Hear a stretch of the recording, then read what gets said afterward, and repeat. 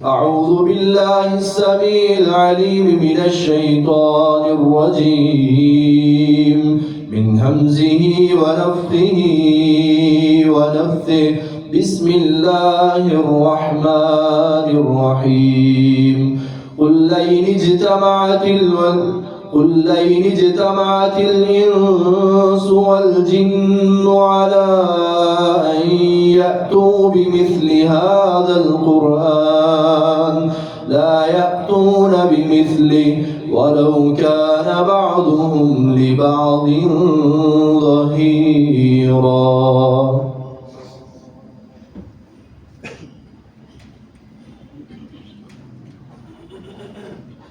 ہر قسم کی تعریفات، تسبیحات، کبریائی، بڑائی اللہ رب العالمین کے لیے ہے، اور درود و سلام پیارے پیغمبر رحمت للعالمین سید الکونین والثقلین امام الانبیاء محمد رسول اللہ صلی اللہ علیہ وسلم کی ذات اقدس پر کہ جن کو اللہ رب العزت نے ہمارے لیے ہادی رہبر اور رہنما بنا کر بھیجا ہے۔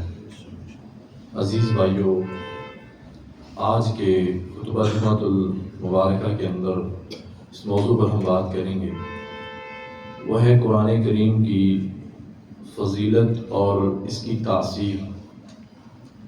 عزیز بھائیوں، حدیث مبارکہ میں آتا ہے، صحیح مسلم کی روایت، رسول اللہ صلی اللہ علیہ وسلم ارشاد فرماتے ہیں کہ یہ جو قرآن کریم ہے، ان اللہ یرفع بہذا الکتاب اقواما ویضع بہ آخرین، اللہ رب العالمین اس قرآن کریم کے ذریعے کچھ قوموں کو بلند کر دیتے ہیں، ویضع بہ آخرین، اور اس قرآن کریم کے ذریعے اللہ تعالیٰ لوگوں کو پست کر دیتے ہیں۔ یعنی عزت اور ذلت جو ہے یہ اللہ کی کتاب کی وجہ سے ہے۔ عزت اور ذلت کا معیار کو بہت بڑی طاقت کا ہونا نہیں ہے، کیونکہ اللہ کے ہاں اس کتاب سے زیادہ کسی اور چیز کے اندر طاقت ہے ہی نہیں۔ اسی لیے تو اللہ تعالیٰ نے سلیمان علیہ السلام کے واقعے کا جب ذکر کیا تو فرمایا قال الذی عنده علم من الکتاب انا آتیک بہ قبل ان یرتد الیک طرفک، کہ ملکہ بلقیس کا تخت اے پیغمبر سلیمان تیرے پاس میں لے کر آؤں گا، کتنی دیر لگے گی؟ قبل ان یرتد الیک طرفک، قبل اس سے کہ تیری آنکھ جو ہے نا وہ جھپکے۔ اور یہ کس نے کہا تھا؟ قال الذی عنده علم من الکتاب، جس کو اللہ نے اس وقت کی آسمانی کتاب کا علم عطا کیا ہوا۔ یہ قرآن کریم جو ہے میرے عزیز بھائیوں، اس پر تو ہم بات کرتے ہیں کہ آج کل کے جو مسلمان ہیں، جیسے میں ہوں، آپ ہیں، ہمارا تعلق اس قرآن کریم کے ساتھ کتنا ہے؟ ہم سمجھتے ہیں شاید یہ معمولی کتاب ہے، شاید یہ روزانہ پڑھنے کے لیے نہیں ہے، شاید یہ روزانہ استفادہ اس سے حاصل کیا جائے، شاید یہ اس کے لیے نہیں ہے۔ کوئی لڑائی جھگڑا ہو جائے، چلو جی قرآن اٹھانے کی ضرورت پڑی ہے، اس کو بلاؤ مسجد میں، اس کو کہو اٹھائے قرآن وضو کر کے۔ کچھ شادی بیاہ کی ضرورت پڑی ہے، چلو جی قرآن بیٹی کے سر کے اوپر رکھ دو، اور اچھا سا غلاف لے کر اس کے اندر اس کو بند کر کے رکھ دو تاکہ وہاں پہ بھی جا کر یہ کھلنے نہ پڑے۔ یہ قرآن کریم کے ساتھ جتنا ظلم مسلمان نے کیا، کس نے کیا ہے؟ یہ وہی کتاب ہے جس کو بغیر سوچے سمجھے پڑھا جاتا ہے۔ یہ وہی کتاب ہے جس کو بنیاد بنا کر ہم سمجھتے ہیں مسلمان ہیں، ہمارے پاس قرآن ہے، ہم جنتی ہیں، اور ہمارا سلوک اس قرآن کریم کے ساتھ کس طرح کا ہے؟ ہر شخص کو علم ہے کہ میرا تعلق قرآن کے ساتھ کتنا مضبوط ہے، کیونکہ قرآن ہی راہ نجات ہے۔ نبی علیہ السلام نے کیا فرمایا تھا؟ اس کا ایک سرا تمہارے ہاتھ میں ہے، اور دوسرا کس کے ہاتھ میں ہے؟ اللہ رب العالمین کا۔ ہم نے اس کی کیا قدر کی ہے، ہم نے اس کی کیا عظمت کو جانا ہے۔ دنیا کے اندر ہم ہر ایک چیز کو جان لیتے ہیں، پہچان لیتے ہیں، اس کا علم حاصل کر لیتے ہیں، نفع نقصان کا ڈر ہوتا ہے نا، قرآن چلا جائے ہمیں تو کوئی نفع نقصان کا ڈر نہیں ہے، ہمارا مزاج بن گیا ہے۔ اللہ تعالیٰ نے اتنا بڑا چیلنج دیا ہے، کہا فرمایا سورہ اسراء کے اندر قُلْ لَئِنِ اجْتَمَعَتِ الْإِنسُ وَالْجِنُّ عَلَىٰ أَن يَأْتُوا بِمِثْلِ هَٰذَا الْقُرْآنِ لَا يَأْتُونَ بِمِثْلِهِ۔ یہ دنیا کے اندر رہنے والے لوگ کتنے بڑے بڑے دعوے کرتے ہیں، ہم یہ کر دیں گے وہ کر دیں گے، سیٹلائٹ سسٹم ہمارے پاس ہے، کس گھر کے اندر کون سی چیز پک رہی ہے ہمیں پتہ ہے۔ قُلْ لَئِنِ اجْتَمَعَتِ الْإِنسُ وَالْجِنُّ، ساری دنیا کی قوت اور طاقت مل کر قرآن جیسی کوئی ایک کتاب کیا اس جیسی 10 صورتیں بھی لے کر نہیں آ سکتی، ساری دنیا کی طاقت مل جائے۔ اور یہ صرف انسان نہیں ہے، ان کے ساتھ جن بھی ہیں جو ان سے تعداد میں زیادہ ہیں۔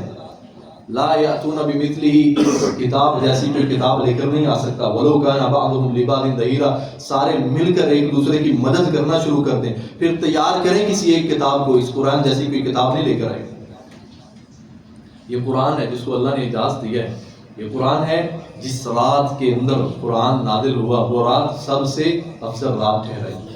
اللہ تعالیٰ نے فرمایا اِنَّا أَنزَلْنَاهُ فِي لَيْلَةِ الْقَدْرِ وَمَا أَدْرَاكَ مَا لَيْلَةُ الْقَدْرِ۔ اس قرآن کو ہم نے لیلۃ القدر میں نازل کیا ہے، ہمارے پیارے حبیب جو آپ دو جہانوں کے سردار ہیں، وَمَا أَدْرَاكَ مَا لَيْلَةُ الْقَدْرِ، آپ کو پتہ ہے لیلۃ القدر کیا ہے؟ لیلۃ القدر خیر من الف شہر، کی 1000 مہینے کی راتوں سے بہتر وہ رات ہے جس کے اندر اللہ نے آپ کو قرآن کریم عطا کیا ہے۔ اور اللہ تعالیٰ فرماتے ہیں سب سے بہتر رات میں قرآن نازل کیا، سب سے بہتر مہینے کے اندر شہر رمضان الذی انزل فیہ القرآن، سب سے بہتر مہینے کے اندر قرآن نازل کیا، اور افضل البشر پہ اللہ نے قرآن نازل کیا۔ نبی علیہ السلام فرماتے ہیں، صحیح بخاری میں ہے، انا سید ولد آدم یوم القیامہ، رات بھی افضل تھی، مہینہ بھی افضل تھا، اور جو لے کر آئے وہ تمام ملائکہ میں افضل تھے، اور جن پر لے کر آئے وہ تمام انبیاء میں افضل تھے۔ اور فرمایا یہ جو دین ہے، جس دین کے اندر قرآن نازل کیا گیا، یہ دین سارے دینوں سے افضل ہے۔ اور پھر جس امت کے اوپر اللہ نے قرآن نازل کیا، فرمایا کنتم خیر امت، یہ ساری امتوں میں سے افضل ہے، کیوں؟ ان کے اوپر قرآن نازل کیا۔ عزیز بھائیو، قرآن کریم اور پھر یعنی ہر بات کا دوسری کے ساتھ تعلق ہے۔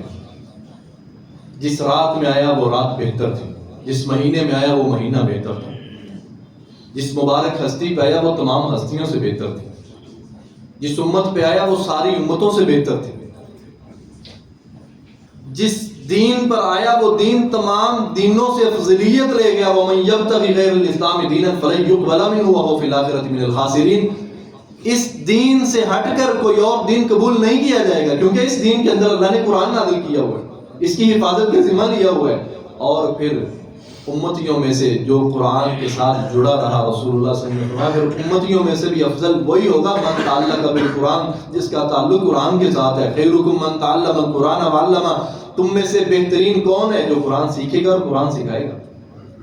آج کل سمجھا جاتا ہے سب سے رہا ہوا بیچارہ کمزور ناتواں بے وقت بے حیثیت اس کو سمجھا جاتا ہے جو قرآن کی تعلیم دے رہے ہیں۔ اچھا قرآن پڑھاتے ہو، اچھا یہ قرآن پڑھاتا ہے۔ اللہ کے رسول صلی اللہ علیہ وسلم فرماتے ہیں ان للہ اہلین من الناس قالوا یا رسول اللہ من ہم، اس دنیا کے اندر کچھ لوگ ایسے ہیں جو اللہ کے بندے ہیں، اللہ کے خاص بندے ہیں۔ صحابہ کرام نے پوچھا اللہ کے رسول وہ کون سے لوگ ہیں؟ فرمایا وہ لوگ ہیں ہم اہل القرآن اہل اللہ و خاصتہ، جن کے سینوں کے اندر قرآن ہے، یہ اللہ کے خاص بندے ہیں، یہ اللہ والے لوگ ہیں۔ میرے سینے میں، آپ کے سینے میں کتنا قرآن ہے؟ ہم کتنے اپنے رب کے قریب ہیں؟ ہم کتنے اللہ کے خاص بندے ہیں؟ ہمیں ولایت کا کتنا درجہ، ہمیں تو ولایت وہ نظر آتی ہے نا جو سال ہر سال سے نہائے نا، لمبے لمبے بال ہوں، کبھی کٹوائے نہیں، ہمیں ادھر ولایت نظر آتی ہے۔ رسول اللہ صلی اللہ علیہ وسلم فرماتے ہیں جس کے سینے میں قرآن سے زیادہ یہ ولی ہے، یہ اللہ کا مقرب بندہ ہے، یہ اللہ کا خاص بندہ ہے۔ قرآن فرق کرتا ہے میرے عزیز بھائیو، قرآن فرق کرتا ہے، قرآن درجے دیتا ہے، قرآن زینت بخشتا ہے۔ حدیث پاک کے اندر آتا ہے، رسول اللہ صلی اللہ علیہ وسلم فرماتے ہیں، سنن دارمی میں 3434 نمبر پر روایت ہے، فرمایا یہ جو قرآن ہے فَيُعْطَى الْمُلْكَ بِيَمِينِهِ وَالْخُلْدَ بِشِمَالِهِ وَيُوضَعُ عَلَى رَأْسِهِ تَاجُ الْوَقَارِ۔ قرآن کا حافظ قیامت کے دن آئے گا، فَيُعْطَى الْمُلْكَ بِيَمِينِهِ، دائیں ہاتھ میں اللہ بادشاہت دیں گے، وَالْخُلْدَ بِشِمَالِهِ، بائیں ہاتھ کے اندر اللہ ہمیشگی کی زندگی عطا فرمائے گا۔ ایک نیک انسان ہے نا، کہا اس کو اس کا نامہ اعمال قیامت والے دن دائیں ہاتھ میں مل جائے گا، حافظ قرآن، قرآن کا حامل جو ہے، کہا فَيُؤْتَى الْمُلْكَ بِيَمِينِهِ، اللہ دائیں ہاتھ میں بادشاہت دے گا، وَالْخُلْدَ بِشِمَالِهِ، اس کا بائیں ہاتھ خالی نہیں رہے گا، لوگوں کو بائیں ہاتھ میں نامہ اعمال ملے گا، اس کا مطلب ہے وہ جہنم رسید کر دیے جائیں گے۔ حافظ قرآن کو نامہ اعمال بائیں ہاتھ میں دیا جائے گا، اس کا مطلب یہ ہوگا ہمیشگی کی زندگی بھی ملی ہے۔ وَيُوضَعُ عَلَىٰ رَأْسِهِ تاج الوقار، اللہ تعالیٰ سر کے اوپر ایک تاج رکھیں گے۔ نبی علیہ السلام فرماتے ہیں پوری دنیا اس تاج کا مقابلہ نہیں کر سکتی۔ وَيُوضَعُ عَلَىٰ رَأْسِهِ تاج الوقار، اللہ ایک وقار کا تاج رکھیں گے۔ وَيُكْسَىٰ وَالِدَاهُ حُلَّتَيْنِ، اللہ والدین کو 2 جوڑے پہنائیں گے۔ اللہ تعالیٰ والدین کو 2 جوڑے پہنائیں گے۔ لا یقوم بہم الدنیا، دنیا کی کوئی چیز ان کے مقابلے میں کھڑی کی جا سکتی نہیں ہے، صرف 2 کپڑوں کے مقابلے کے اندر۔ یہ کس کو؟ حافظ قرآن یہ ہے، والدین یہ ہیں۔ میرے عزیز بھائیو، اپنی اولاد کی تعلیم کے اوپر کتنی محنت کرتے ہیں، کتنی فکر ہوتی ہے، فکر ہوتی ہے نا، بچے پڑھ جائیں، بچوں کے اوپر ایک کی ہوئی ہے، ان کو صبح نماز کے لیے نہیں اٹھانا، سکول کے لیے اٹھانا ہے، قرآن کے لیے نہیں اٹھانا ہے، ان کو سکول کے لیے اٹھا دینا ہے ان کو، اور جب وہ واپس آئیں گے پھر اتنی قرآن کی فکر نہیں جتنی ان کی ٹیوشن کی دوسری فکر ہے، جو پڑھ کے آئے ہیں اسے ریوائز کر لیں۔ ہم اپنے بچوں کو کیا دے کے جا رہے ہیں، کیا قیامت والے دن کیا مانگیں گے ان کے ذریعے؟ یہ اولاد ہمارے آ کے نام اعمال کو باری کرے گی، جن کو ہم پیچھے چھوڑ کے گئے سوائے دنیا کمانے کے، ان کے پاس کچھ بھی نہیں تھا، دنیا کمانے کے ہنر انہوں نے پکڑے ہوئے تھے۔ اللہ کے رسول صلی اللہ علیہ وسلم فرماتے ہیں وَيُكْسَىٰ وَالِدَاهُ حُلَّتَيْنِ لَا يَقُومُ بِهِمَا الدُّنْيَا فَيَقُولَانِ بِمَا كَسِينَا هَٰذَا، جب حافظ قرآن کے والدین کو 2 جوڑے پہنائے جائیں گے، وہ کہیں گے بیما کسینہ، بندہ پوچھتا نہیں کہ میرا تو کوئی عمل ایسا ہے نہیں، یہ کیوں مجھے مل گئے، اتنی عزت، اتنا مقام، لوگوں کے سامنے مجھے 2 جوڑے عطا کر دیے گئے، کتنا مقام ہے۔ رسول اللہ صلی اللہ علیہ وسلم فرمائیں گے، اللہ فرمائیں گے بِأَخْذِ وَلَدِكُمُ الْقُرْآنَ، تم تو آگے تھے، جو پیچھے چھوڑ کے آئے تھے ان کے، تمہارے جو بچے تھے نا ان کے سینوں میں قرآن تھا، اس قرآن کی یہ برکت ہے، انہوں نے اپنے سینے میں محفوظ رکھا ہے، اللہ آج تمہیں جو ہے نا یہ جوڑے پہنا رہے ہیں، انہوں نے اپنے سینے میں رکھا ہے، اللہ جوڑے تمہیں پہنا رہے ہیں۔ میرے عزیز بھائیو، قرآن کریم سے بڑھ کر برکت اور کس چیز کے اندر کتنی ہو سکتی ہے۔ نبی علیہ السلام فرماتے ہیں اس کے بعد کیا ہوگا، حافظ قرآن کو جہاں فرمایا جائے گا وَاصْعَدْ فی درجات الجنت وغرفہا، جنت کے درجوں کو چڑھتے جاؤ، اس کے محلوں کو محلات کو طے کرتے جاؤ۔ وَاصْعَدْ وَرَتِّلْ كَمَا تُرَتِّلُ فِي الدُّنْيَا، جس طرح دنیا کے اندر ترتیل کے ساتھ پڑھتے تھے نا، آج ایسے پڑھو جہاں پہ آخری آیت ختم ہوگی اتنا اونچا بڑا اللہ مقام عطا کریں، جیسے دنیا میں پڑھتے تھے۔ اور کہیں یہاں پہ ایک سانس میں فاتحہ گئی، جناب 2 منٹ میں 2 رکعتیں گئی، یہ قرآن پڑھنا ہوتا ہے۔ یا ایھا الناس قد جاءتکم موعظۃ من ربکم، عزیز بھائیو، اس معاشرے کے لوگ، یہاں کی سوسائٹی کے لوگ سمجھتے ہیں ہم ویل ایجوکیٹڈ ہیں، پڑھے لکھے تعلیم یافتہ لوگ ہیں، اور اپنے موبائل آن کریں گے موٹیویشن کن سے لے رہے ہیں، یہ جی انڈیا کا سپیکر ہے، یہ بڑا موٹیویشنل سپیکر ہے، بڑی پتے کی باتیں کرتا ہے، یہ جی یو ایس کا ہے، یہ جی یو کے کا ہے، یہ جی پاکستان کا ہے، فلاں موٹیویشن ہے، فلاں موٹیویشنل سپیکر ہے۔ عزیز بھائیو، قرآن سے بڑھ کر کسی کی موٹیویشن نہیں۔ اللہ تعالیٰ فرماتے ہیں یا ایھا الناس قد جاءتکم موعظۃ من ربکم، اس سے بڑی کوئی موٹیویشن ہو ہی نہیں سکتی ہے یہ جو قرآن دیتا ہے۔ قرآن سے بڑی نصیحت، خیر خواہی، بلائی کوئی نہیں دے سکتا ہے۔ ہم قرآن پہ غور نہیں کریں گے اور شخصیات کے پیچھے لگے ہوئے ہیں، یہاں سے خیر مل جائے، وہاں سے خیر مل جائے، وہاں سے خیر مل جائے۔ وَشِفَاءٌ لِمَا فِي الصُّدُورِ، انسان سونے کا چمچ بھی لے کر پیدا ہوا ہو نا، آگے پیچھے پروٹوکول، گاڑیاں، بنگلے، محلات، سارا کچھ ہو، اس کے دل کا سکون کبھی نہیں اس کو مل سکتا ہے جب تک اس کے سینے کے اندر قرآن نہیں آئے گا۔ وَشِفَاءٌ لِمَا فِي الصُّدُورِ، اللہ نے وعدہ دیا ہوا ہے، اتنی عظیم کتاب جو عظیم پیغمبر کے اوپر آئے، اس کو چھوڑ کر کوئی کہے کہ میرا سینہ پاک رہے، میرا سینہ صاف رہے، میرا سینہ جو ہے نا وہ مطمئن رہے، سکون کے ساتھ رہے گا، نہیں۔ وَشِفَاءٌ لِمَا فِي الصُّدُورِ، میری کتاب، میرے مبارک الفاظ جب تک تیرے سینے میں نہیں آئیں گے، تیرے سینے کو شفا نہیں مل سکتی، سینہ پاک نہیں ہو سکتا۔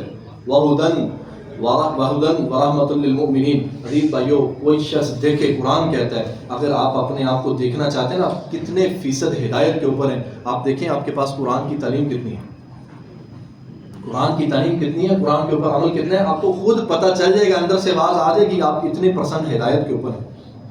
کسی سے گارنٹیاں لینے کی ضرورت نہیں ہے، اپنے آپ کو شک و شبہ میں ڈالنے کی ضرورت نہیں ہے. اگر قرآن کے ساتھ تعلق مضبوط ہے آپ کو پتہ چل جائے گا آپ کتنی فیصد جو ہے نا وہ ہدایت کے اوپر ہے. ورحمۃ للمؤمنین. اگر انسان سمجھتا ہے نا کہ میں دیکھوں اپنے آپ کو کہ اللہ کی رحمت کا مستحق ہوں یا نہیں، قرآن کے ساتھ تعلق کو دیکھ لے. اگر قرآن کریم کے ساتھ تعلق نہیں ہے انسان رحمت کا مستحق نہیں ہے. نبی کریم صلی اللہ علیہ وسلم فرماتے ہیں، موجم الکبیر طبرانی کی حدیث ہے 8666 نمبر، آپ نے فرمایا من اراد العلم فلیصور بالقرآن فإن فیہ علم الاولین والآخرین. جو علم حاصل کرنے کا ارادہ کرتا ہے فلیصور بالقرآن، قرآن کریم کے اوپر غور و فکر کرے، اللہ علم دے دے. من اراد العلم، علم حاصل کرنے کا ارادہ ہے، فلیصور بالقرآن، قرآن کریم کے اوپر کیا کرے. اور جس کی 40 سال یا 60 سال کی زندگی گزر گئی ہے اسے پتہ ہی نہیں قرآن کہتا کیا. یہ غور و فکر ہے قرآن کے اوپر، یہ محبت ہے قرآن کے ساتھ. واللہ العظیم دنیا کے اندر سب سے آسان علم جو ہے نا وہ قرآن کا ہے. حیرت انسان کی گم ہو جاتی ہے. ہم نے دیکھا ہے کئی ایسے بچے میٹرک پاس ہیں، ایف اے کیا ہے، گریجویشن کی ہوئی ہے، انگلش بولنی نہیں آتی، ماسٹر کیا ہوا ہے، انگلش بولنی نہیں آتی، ایڑیاں رگڑ دی ہیں، فیسیں دے دے کر گھر والوں کو برباد کر دیا، ابھی تک ان کے پاس کچھ نہیں ہے.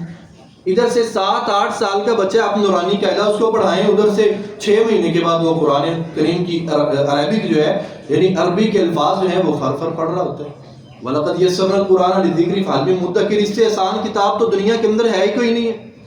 اور پھر اللہ نے دوسرا اعزاز ہمیں یہ دیا ہے، ہماری زبان قومی زبان اردو ہے نا، تو اردو کے اندر زیادہ الفاظ ہی عربک سے لیے گئے ہیں. قرآن کو سمجھنا کوئی مشکل نہیں، اور جو علم حاصل کرنے کا ارادہ رکھتا ہے فلیصور بالقرآن، قرآن کریم کے اوپر غور و فکر کرے. فإن فیہ علم الاولین والآخرین. اس کے اندر پہلوں کا بھی علم ہے اور آخریوں کا بھی علم ہے. قیامت تک جتنی چیزوں سے آپ نے مستفادہ حاصل کرنا ہے قرآن آپ کو بتا دے. آج غیر مسلم جو ہے وہ ایک چیز کے اوپر ریسرچ کر رہے ہیں کہ مسلمان کھانے کے بعد انگلیاں کیوں چاٹتا ہے، مسلمان حجامہ کیوں کرواتا ہے، نماز پڑھنے کا کیا فائدہ ہے، روزہ رکھنے کا کیا فائدہ ہے. ایسی بیماریوں کے علاج اسلام متعارف کروا رہا ہے جو آج تک کوئی ڈاکٹر متعارف کروا نہیں سکا. تو یہ ساری چیزیں کہاں سے ملی ہیں؟ قرآن کریم سے ملی ہیں. اور قرآن کریم کے اوپر غور و فکر کیا ہے؟ وہ ہے ہی نہیں.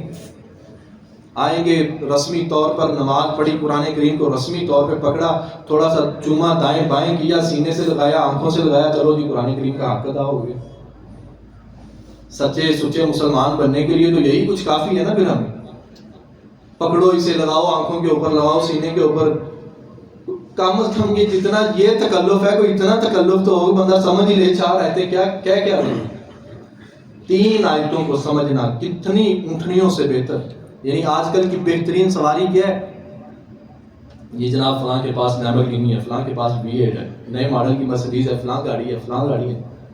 رسول اللہ صلی اللہ علیہ وسلم نے صحابہ کرام کو فرمایا تھا دنیا کی اعلیٰ ترین سواری جو ہے اتنی 3 سواریاں تمہیں مل جائیں، 6 سواریاں تمہیں مل جائیں، اس سے بہتر کیا ہے قرآن کریم کی 3 آیات کو سمجھنا. 3 آیات، کیونکہ یہ قرآن کریم کو سمجھنا زندگی گزارنے کے لیے کافی ہے. سواریاں نہ ملیں گی زندگی پھر بھی گزر جائے گی. قرآن کو نہ سمجھا تو زندگی ادھر بھی مشکل ہے، زندگی وہاں پہ بھی مشکل ہے. اسی لیے تو اللہ تعالیٰ نے فرمایا نا وقال الرسول یا رب. اور رسول جو ہیں وہ قیامت کے دن افسوس کے ساتھ کہیں گے کہ یا رب ان قوم اتخذوا هذا القرآن مہجورا. ہے میرے رب میری قوم نے قرآن کو چھوڑ دیا. پورا سال جو ہے وہ اس کے ساتھ ہمارا کوئی تعلق نہیں. ہم سمجھتے شاید قرآن رمضان میں پڑھنے کے لیے ہے، رمضان میں کھولنے کے لیے ہے، اور پھر ریس لگی ہوتی ہے چلو جی تراویحوں میں ختم کر دو. پیچھے پڑھنے والے کتنے؟ قرآن کریم کے ساتھ اللہ معاف کرے. یعنی مسلمان جتنی بدسلوکی کرتا ہے تو یقین کریں کئی علماء کو چھوڑ کر غیر مسلم ہم سے زیادہ قرآن کو سمجھنے والے ہیں، قرآن کو سمجھتے ہیں. تو انہوں نے کہا تھا وہ آخری جنگ جو ہونے والی ہے وہ کہاں پہ ہونے والی ہے؟ فلسطین کے مقام پر. وہ قرآن کو سمجھتے ہیں، قرآن کو سمجھتے ہیں. اسی لیے بار بار ان جگہوں کے اوپر آ کر مسلمانوں کو مار رہے ہیں جہاں سے آخری جنگوں کا آغاز ہونا ہے، جہاں پہ امام مہدی نے آنا علیہ الصلوۃ والسلام. ہم سے زیادہ تو قرآن کو وہ سمجھ گے. اسی لیے رسول اللہ صلی اللہ علیہ وسلم نے فرمایا، اللہ تعالیٰ قرآن کریم میں فرماتے ہیں ان الذین یتلون کتاب اللہ واقاموا الصلاۃ وانفقوا مما رزقناهم سرا وعلانیۃ اولئک یرجون تجارۃ لن تبور. جو قرآن کریم کی تلاوت کرتا ہے یہ سمجھے کہ میں اللہ سے ایسی تجارت کر رہا ہوں جس تجارت کے اندر کوئی خسارہ نہیں. یتلون کتاب اللہ، اور یتلون کتاب اللہ قرآن کی تلاوت کرتا ہے. کیا مطلب ہے؟ تلاوت کا مطلب کیا ہوتا ہے؟ پیچھے چل کے آنا. قرآن کی جو پیچھے چلتا ہے وہ سمجھے کہ میں اللہ سے ایسی تجارت کر رہا ہوں جس تجارت کے اندر کوئی خسارہ نہیں. نبی کریم صلی اللہ علیہ وسلم فرماتے ہیں، سنن دارمی میں روایت ہے 3434 نمبر میں، آپ نے فرمایا وَإِنَّ الْقُرْآنَ يَلْقَى صَاحِبَهُ يَوْمَ الْقِيَامَةِ حِينَ يَنشَقُّ عَنْهُ الْقَبْرُ. جب قبریں پھٹیں گی تو قرآن اپنے صاحب کو، اپنے پڑھنے والے کو ڈھونڈ رہا ہوگا. قبریں پھٹی ہیں اور قرآن اپنے پڑھنے، اور حدیث میں کیا آتا ہے کہ یہ سورہ ملک جو ہے انسان اپنی قبر میں ہے. سورہ ملک کیسے آتی ہے؟ جیسے مرغی جو ہے وہ اپنے بچوں کو اپنے پروں کو پھڑپھڑا کر اپنے پروں میں لے لیتی ہے. اگر انسان کے اوپر اس کے برے عمل کی وجہ سے قبر میں عذاب آنے لگے گا تو سورہ ملک ایسے آئے گی جیسے مرغی اپنے بچوں کو سمیٹ لیتی ہے. آئے گی نا، بچائے گی نا. اور پھر جب یہ قبر سے اٹھے گا، قبریں پھٹیں گی تو قرآن، اور حدیث میں آتا ہے فَيَقُولُ هَلْ تَعْرِفُنِي فَيَقُولُ مَا أَعْرِفُ. حدیث میں آتا ہے کہ قرآن اس طرح جیسے کوئی پریشان نہیں ہوتا اور کسی کو تلاش کر رہا ہوتا ہے اور دوسرا انسان مل نہیں رہا ہوتا، ایسے قرآن تلاش کرتا ہوا ہے. اور جب انسان اپنی قبر سے باہر نکلے گا تو قرآن خود آ کر کہے گا کہ هَلْ تَعْرِفُنِي، مجھے جانتے ہو؟ وہ کہے گا مَا أَعْرِفُكَ، میں آپ کو جانتا نہیں ہوں. اللہ اکبر. یعنی قبروں کا پھٹنا کیسا ایک وحشت ناک منظر ہوگا، اور صاحب قرآن کتنے آرام سے کہہ رہا ہوگا کہ میں آپ کو جانتا ہی نہیں. یہ اللہ کی طرف سے سکینت آئے گی. اس کا مطلب ہے صاحب قرآن کسی موقع کے اوپر تنہا نہیں ہوگا، پریشان نہیں ہوگا، غمزدہ نہیں ہوگا. قرآن آ کر کہے گا ہل تعریفنی، انسان کہے گا میں نہیں آپ کو پہچانتا. قرآن کہے گا کہ میں وہ ہوں، فیقول انا صاحبک القرآن الذی ظمأتک فی الحواجر واستہرتک لیلتک. قرآن کہے گا کہ میں وہ ہوں جس کو رات کو جاگ کر تو پڑھا کرتا تھا، جس سے اپنی پیاس کو تو بجھایا کرتا تھا، جس سے پڑھ کر تجھے سکون ملا کرتا تھا، تو لذت قرآن کے ساتھ حاصل کرتا تھا. آج ہمیں قرآن بوجھ لگتا ہے. ہم ٹک ٹاک، فیس بک ارلم پرلم 10 گھنٹے تک دیکھتے رہیں، کوئی پرواہ نہیں. 10 منٹ قرآن کی تلاوت کر لیں، ہم سمجھیں گے آنکھوں کو درد ہونی شروع ہو گئی. یہ بیمار آنکھیں نہیں ہیں، یہ دل بیمار ہے، یہ دماغ میں فطور ہے. ہمیں لذت کیسے مل سکتی ہے؟ اللہ اکبر. نبی کریم صلی اللہ علیہ وسلم ارشاد فرماتے ہیں من قام بعشر آیۃ لم یکتب من الغافلین. ایک بندہ رات کو 10 آیتیں پڑھ لیتا ہے، فرمایا اللہ اس کو غافلوں میں سے نہیں لکھے گا. ومن قام، اور جس نے قیام کیا بمئات آیۃ لم یکتب من القانتین، جو رات کو 100 آیتوں کو پڑھ کے قیام کر کے سو گیا ہے، اللہ تعالیٰ اسے فرما برداروں میں سے لکھے گا. ومن قام بألف آیۃ یکتب من المقنطرین، اور جو 1000 آیات کا قیام کر کے سویا ہے، آپ نے فرمایا اس کے بارے میں لکھا جائے گا یہ خزانے لوٹ کے چلا گیا، یہ خزانے لوٹ کے چلا گیا. کون ہے یہ؟ قرآن کے ساتھ تعلق ہے. 1000 آیتیں پڑھی ہیں. جتنی دیر ہم یہ سکرولنگ کرتے رہتے ہیں نا، ہم قرآن پڑھ سکتے ہیں، ہم ذکر اذکار کر سکتے ہیں، استغفار کر سکتے ہیں، تسبیحات کر سکتے ہیں، درود شریف پڑھ سکتے ہیں. حدیث میں آتا ہے نا کہ جنت کے اندر جا کر بھی ایمان والا اس اپنے وقت کے اوپر حسرت کرے گا جو اس نے وقت اللہ کی یاد کے بغیر گزارا ہوگا، ذکر کے بغیر گزارا ہوگا، استغفار کے بغیر گزارا ہوگا. چلو کچھ زیادہ نہیں، اپنا کوئی تعلق تو قائم کرے نا انسان. تو آئے تو صحیح نہیں اس راستے کے اوپر.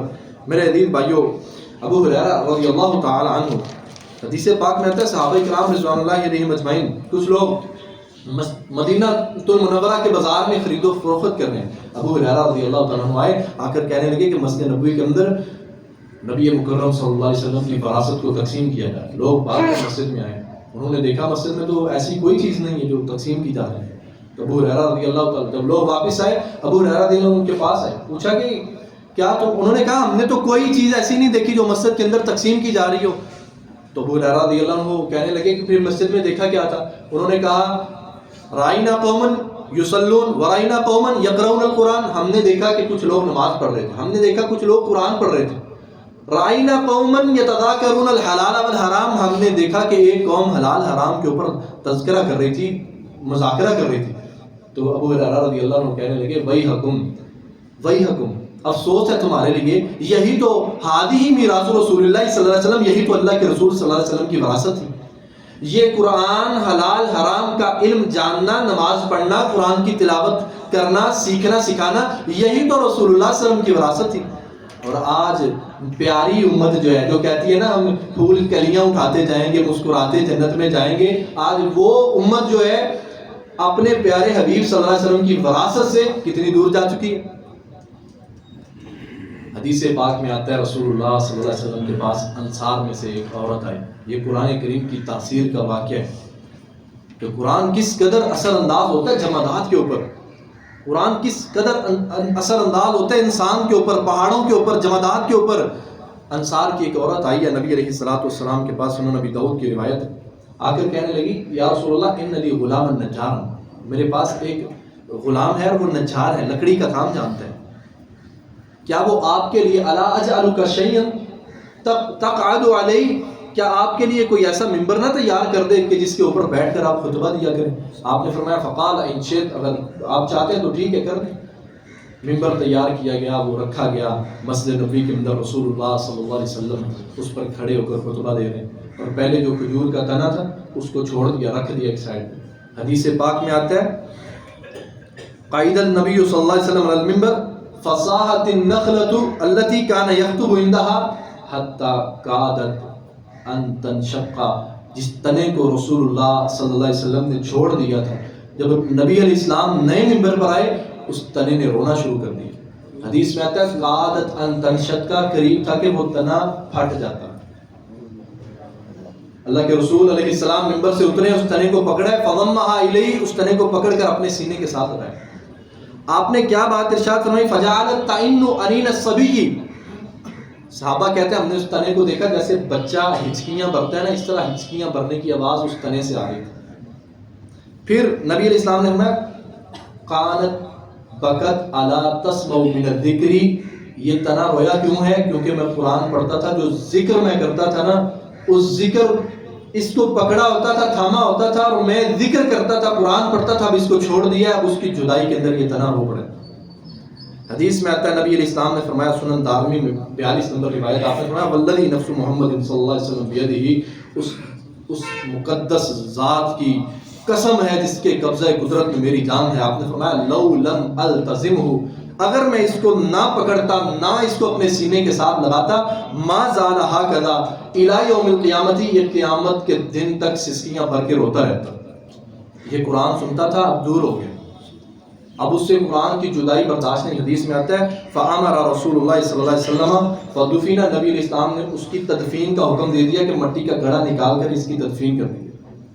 میرے عزیز بھائیو ذرا سوچیں تو صحیح کہ یہ قرآن کریم اگر جمادات نے سنا ہے تو ان کے اوپر کیا اثر ہوا.